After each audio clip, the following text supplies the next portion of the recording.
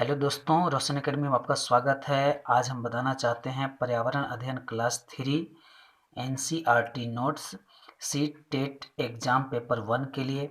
जो भी भाई बंधु हमारे बहनें जो भी सी टेट की तैयारी करते होंगे पेपर 1 का, उनके लिए इस वीडियो के माध्यम से बड़ा अपॉर्चुनिटी है। तो आप इस वीडियो को देखना ना भूलें और अच्छे से अच्छे मार्क्स लाएं। जो 15 में 15 आपको मार्क्स आएंगे, जो कि एनसीईआरटी का एक निचोड़ चुनिंदा वीडियो आप लोग के सामने क्वेश्चंस के रूप में प्रोवाइड किया जा रहा है। तो चलिए हम बताते हैं आप लोग को। पहले आपको पार्ट 18 तक मैंने करा चुका हूं और 18 पार्ट का कुछ क्वेश्चंस एक दो बच गए हैं, उसके बारे में चर्चा करते हैं। इसके बाद पार्ट 19 का हम स्टार्ट करते हैं। तो चलिए कुछ पार्ट जो चैप्टर हैं उनसे रूबरू करा लेते हैं आपको। विषय सूची यानी लिस्ट ऑफ कंटेंट्स के अंतर्गत जितने भी चैप्टर हैं उसके बारे में हम थोड़ा सा आप लोग के रूबरू कराते हैं कि क्या है। तो चलिए बात करते हैं, आपको ले चलते हैं क्या है इसके बारे में बताते हैं। देखिए यहाँ से देखा जाए कि 14 में आपका दिया गया है, इधर मैंने करा चुका हूँ। 18 तक मैंने करा दिया है, 18 पार्ट तक, यानी चैप्टर 18 तक हो चुका है, जो कि 12 से 13 तक है। कुछ 13 में दो चार के प्रश्न बच गए थे, उसके बारे में भी हम चर्चा भी करते हैं तुरंत करेंट में। तो देखिए उसमें क्या है, जैसे इसमें 14 में कहाँ से आया, किसने पकाया, पिछले वीडियो में हमने चर्चा कर लिया है। इसके बाद आओ बनाए बर्तन, इसका भी चर्चा कर लिए हैं। 16 में बताया है खेल खेल में, इसमें भी चर्चा कर लिए हैं। 17 में चिट्ठी आई ना, चिट्ठी आई, इसमें भी हमने चिट्ठी है, चिट्ठी नहीं चिट्ठी है, चिट्ठी आई। इसके बाद 18 में ऐसे भी होते हैं घर। तो यहीं से कुछ क्वेश्चंस इसमें बच गए हैं, एक दो प्रश्न, उसके बारे में हम चर्चा करेंगे। और इसके बाद हम चलेंगे 19 चैप्टर में, यानी पार्ट 19 में हम देखेंगे हमारे साथी जानवर, जो आपको 13 पेज में मिलेगा। तो चलिए इससे हम रूबरू करा देते हैं आप लोग को। इसके बाद आपका लास्ट यानी 24 चैप्टर तक है इसमें, जो कि 24वां चैप्टर हम आप लोग को दिखाना चाहते हैं। देख सकते हैं यहाँ से हमारे साथी जानवर। इसके बाद 20 में आएगा बूंद बूंद से, फिर 21 में तरह तरह के परिवार, फिर 22 में दायां बायां, इसके बाद 23 में कपड़ा सजा कैसे, इसके बाद 24 में आएगा जीवन का जाल। ये आपको बारी बारी से चैप्टर यानी पार्ट देखने को मिलेंगे, क्या क्या हैं उसके बारे में आपको समाप्त यहाँ पे, यानी 24 जीवन का जाल पे आपका समाप्त होता है। तो चलिए हम दिखाते हैं, क्वेश्चन से स्टार्ट करते हैं।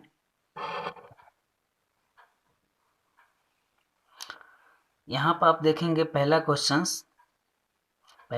देखेंगे 5वां नंबर में प्रश्न रह चुका था।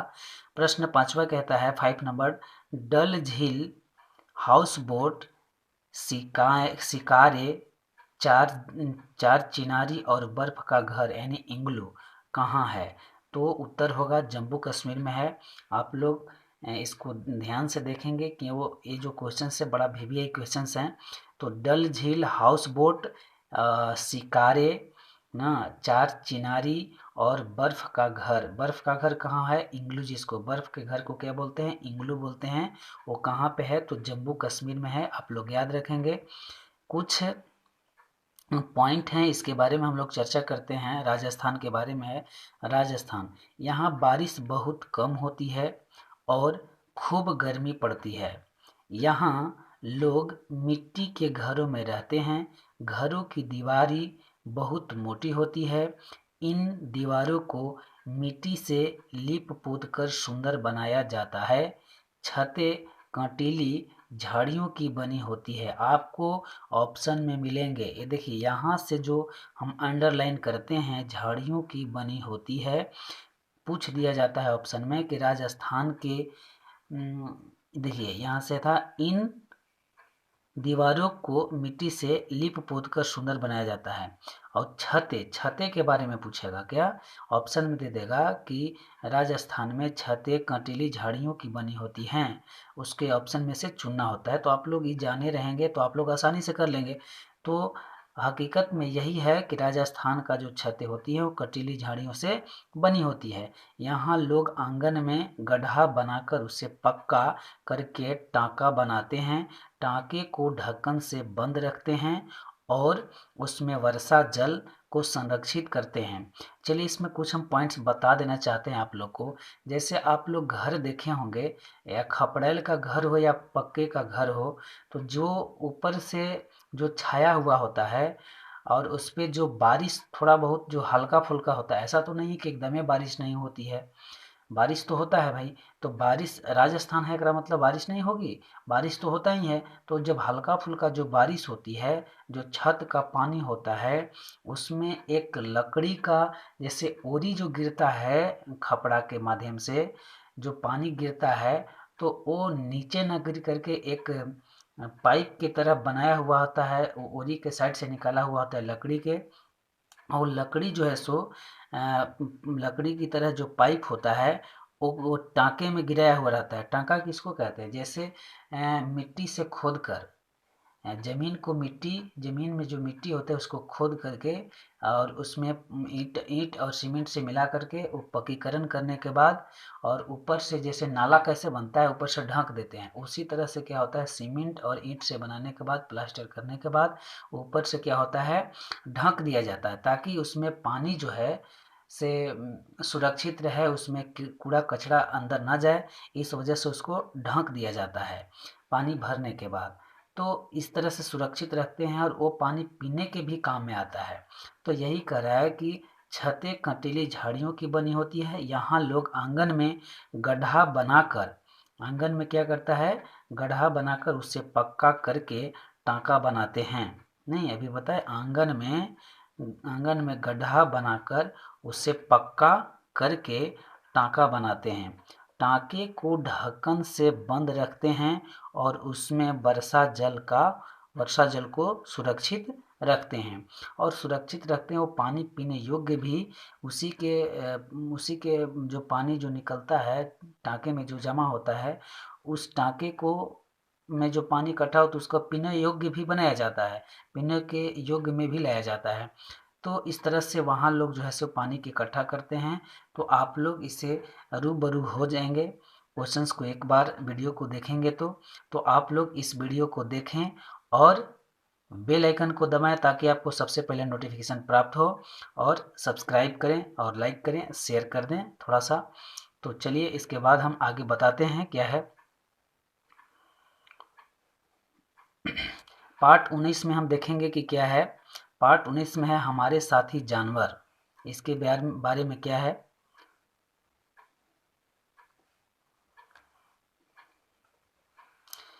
पहला क्वेश्चन कहता है हमारे साथी जानवर में चौड़ी मुंह के बर्तन में पानी डालकर उसे किसी पेड़ की शाखा पर या घर के बाहर किसी खूंटी पर टांगे हुए को क्या कहते हैं? तो उत्तर कहते हैं पक्षियों की प्याऊ। देखे होंगे कि चौड़ी मुंह वाले जिसको घड़ा कहते हैं, घड़ा तो ऊपर मुंह जो होता है उसका थोड़ा सिकस होता है, वो नहीं उसमें, क्योंकि उसमें पक्षी बैठेंगे ही नहीं। ऐसा घड़ा होना चाहिए कि जिसमें पानी रहे और घड़े के जो मुंह होता है उस पे पक्षी बैठ करके पानी आसानी से पी ले ना। तो क्या होता है कि घड़े को मुंह बांध करके जो देहाती भाषा में हम कहते हैं, जो लकड़ी जो होता है, लकड़ी का घर होता है, वो धरंग जिसको हम कहते हैं, उसमें क्या करते हैं कि बांध देते हैं रस्सी में उस घड़े को, और उस घड़े पर जा करके पक्षी बैठते हैं, चिड़िया पक्षी बैठती है और जा करके अच्छी तरह से पानी उसमें पी लेता है लोग। इसके बाद जो ऐसे वहाँ से उड़ करके फिर चला जाता है, फिर आकर के पानी पीने का काम करते हैं जो खुट्टी में टांगा होता है। ऐसा पेड़ में भी किया जा सकता है। चौड़ी मुंह के बर्तन, यहाँ पे यही लिखा हुआ है कि चौड़ी मुंह के बर्तन में पानी डालकर उसे किसी पेड़ की शाखा पर या घर के बाहर किसी खूंटी पर टांगे हुए को क्या कहते हैं? खूंटी कहते हैं, या खूंटी कहिए या धरंग में बांध दीजिए उसको, और जा करके बैठेंगे पक्षी और उसमें पानी जो है से पीने का काम करते हैं, और फिर उड़ते हैं, फिर बैठते हैं, फिर पानी पीते हैं। इसी तरह से इसको हम क्या कहते हैं? तो पक्षियों का प्याऊ कहते हैं। आगे चलते हैं। दूसरा क्वेश्चन क्या है, किसकी संख्या अधिक होने पर फल खराब नहीं होते और फल की अधिक मात्रा होती है? किसकी संख्या अधिक होने पर फल खराब नहीं होता, फल खराब नहीं होते, फल की अधिक मात्रा होती है। तो उत्तर हो जाएगा क्या, बाग में पक्षियों की रहने से। जैसे होता है क्या कि जो भी किसान जो भी फसल पैदा करते हैं, तो जब फसल तैयार हो जाता है, जब ही तैयार होने के कगार पर होता है, तो कुछ ऐसे कीड़े मकोड़े होते हैं जो उनको सफाया यानी सफाचट करने में लगे होते हैं। तो उस कीड़े मकोड़ों को क्या करते हैं, पक्षियाँ जो है खाने का काम करती हैं और खा करके अपना पेट भी भर लेती हैं और किसान को फसल बर्बाद होने से या पैदावार कम होने से बचा देते हैं।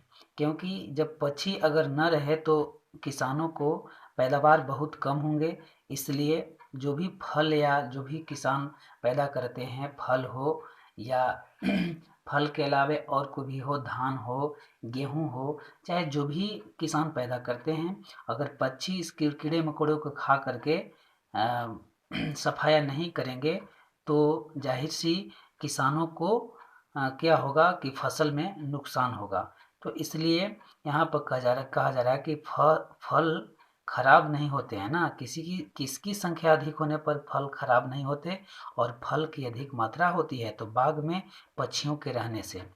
ये फायदा है पक्षी के रहने से, पक्षी को मारना नहीं चाहिए। तो चलिए इसमें आपको खत्म हुआ 19 पेज पार्ट में, सॉरी पेज नहीं, इसमें पार्ट था ना, 19 पार्ट था, तो ये आपका खत्म हुआ। फिर इसके बाद अगले पार्ट में हम चलते हैं 21 यानी 21 पार्ट में क्या है। चलिए 21 पार्ट में देखते हैं, तरह तरह के परिवार इसमें पार्ट में दिया गया है। जो चैप्टर तरह तरह के परिवार, इसमें प्रश्न पहला क्या कहता है, सीता मम्मा परिवार की कल्पना किससे करती है, तो इसका उत्तर हो जाएगा परिवार की कल्पना एक पेड़ के रूप में। इसके बाद कुछ पॉइंट हैं, इसमें परिवार एक दूसरे से मिलजुल कर रहते हैं, ठीक है। सीता मामा परिवार की कल्पना किससे करती हैं, तो परिवार की कल्पना एक पेड़ के रूप में। इसमें पॉइंट हैं, इसमें परिवार एक दूसरे से मिलजुल कर रहते हैं। चलिए आगे देखते हैं, इसमें कुछ खास नहीं था। 22 पार्ट में देखते हैं, 22 पार्ट क्या कहता है, 22 दायां बायां यानी नक्शा। नक्शा के बारे में चर्चा है। नक्शा चित्र का छोटा रूप है। क्या है, नक्शा चित्र का छोटा रूप है। इसे जगहों के चित्र में स्थान पर निशान बने हैं, ऐसे चित्र को नक्शा कहते हैं। नक्शा चित्र का छोटा रूप है, इसे जगहों के चित्र में स्थान पर निशान बने हैं, ऐसे चित्र को नक्शा कहते हैं। आगे चलते हैं पार्ट 23 में, कपड़ा सजा कैसे। कपड़ा सजा कैसे, तो प्रश्न पहला इसमें बनता है, कपड़ा सजा कैसे। लंबा बिना सिला कपड़ा को क्या बनाकर पहन सकते हैं, तो लुंगी बनाकर या सफा बनाकर पहनते हैं। सफा मतलब समझ रहे, लुंगी, जो लुंगी डांस आप लोग गाना सुने होंगे ना, रणबीर कपूर का था ना। तो लुंगी डांस जो गाना था, उसमें क्या था कि लुंगी पहन करके उसको डांस किया जाता था गाने पे। तो वही लुंगी जो होता है वही पहना जाता है। लंबा बिना सिला कपड़ा, जो लंबा बिना सिला कपड़ा होता है उसको लुंगी बना करके पहनते हैं या फिर सफा बना करके पहनते हैं। सफा के मतलब पगड़ी होता है, सफा किसको कहते हैं, पगड़ी को। तो सफा बना करके हम पहनने का काम करते हैं, लंबा बिना सिला कपड़ा को। आगे है दूसरा क्वेश्चन है, प्रश्न कि बच्चे द्वारा कागज की बुनाई और कपड़े पर छपाई करना किस कला को बढ़ावा देगा। बच्चों द्वारा कागज की बुनाई और कपड़ों पर छपाई करना किस कला को बढ़ावा देगा, तो इसका उत्तर क्या होगा, पारंपरिक कला और अपनी कला दिखाने का मौका भी मिलेगा। इसके माध्यम से पारंपरिक कला और अपनी कला दिखाने का मौका भी मिलेगा। तो आज का ये 23 पार्ट खत्म हुआ और आगे देखते हैं क्या है। ये आपका 15 पेज तक यहाँ तक लास्ट करता है। इसके बाद आगे देखते हैं क्या है। ये आपका पार्ट 24 यहाँ से स्टार्ट होता है, जीवन का जाल ना। पार्ट 24 में दिया हुआ है जीवन का जाल। जीवन का जाल में पहला प्रश्न बनता है, लकड़ी कहाँ से प्राप्त होती है? तो उत्तर होता है पेड़ से। दूसरा प्रश्न है, मिट्टी कहाँ से प्राप्त होती है? तो जमीन से। इसके बाद ईंट कैसे बनती है? तो पानी और मिट्टी से। इसके बाद प्रश्न चौथा है, पानी कहाँ से प्राप्त होता है? तो नदी, तालाब, कुएं और बारिश से ना। पानी कहाँ से प्राप्त होता है? नदी से, तालाब से, कुएं से, बारिश से पानी प्राप्त होता है। आगे है जाल। आगे क्या है? जाल है, किसी तरह एक एक करके सभी चीजें एक दूसरे से जुड़ी है, उसे जाल कहते हैं।